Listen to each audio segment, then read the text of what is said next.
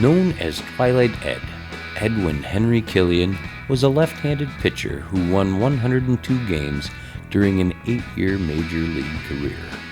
In 1902, he began his professional career with Rockford as part of the Indiana-Illinois-Iowa League.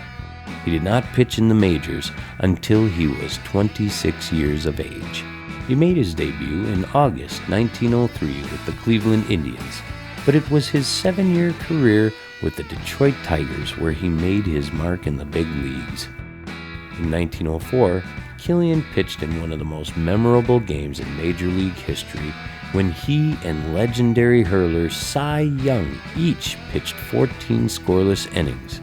It wasn't until the 15th inning when Killian gave up 1 run, losing the game 1-0. This was about the time he inherited the name Twilight Ed for his ability to pitch late into the day into early darkness time. In 1907, he pitched both ends of a doubleheader when the Tigers clinched the American League pennant.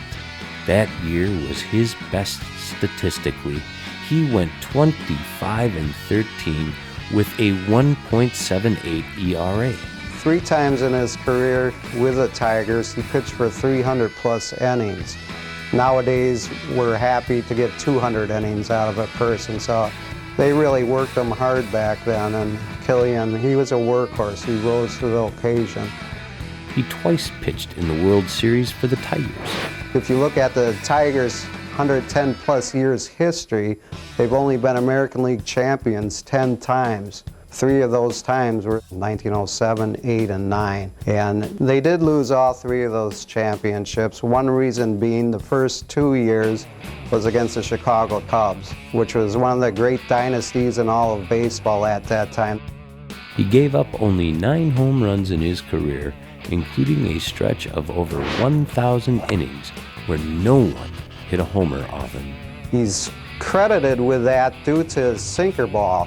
People would hit the ball and it was always down to the ground, and not a lot of long balls were hit off that. Born in Racine to German immigrant parents, Killian pitched for the Racine Baseball Club in the late 19th century and early 1900s. Killian had a day off from the Tigers. He came back to Racine and pitched against Kenosha, who brought in Ed Walsh from the Chicago White Sox, who would eventually be a Hall of Famer.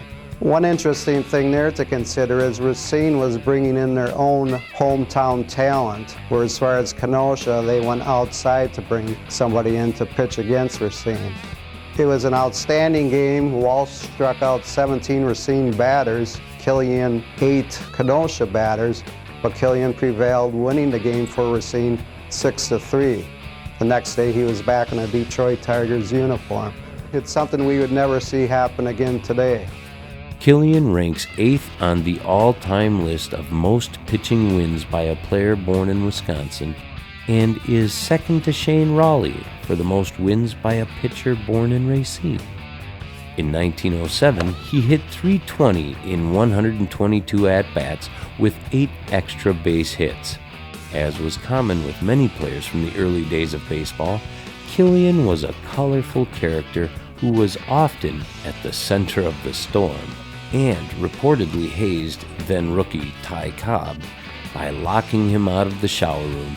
Cobb's personality was a lot to adjust to for the players, and the following year, of course, they brought it all together and worked out their indifferences, and that year Cobb led the team with hitting and Killian did with pitching.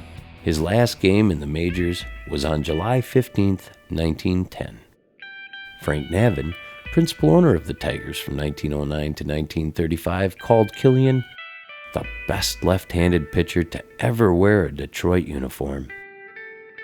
Killian lived in Detroit, where he worked as a mechanic at the Ford Motor Company until his death in 1928 from cancer at the age of 51.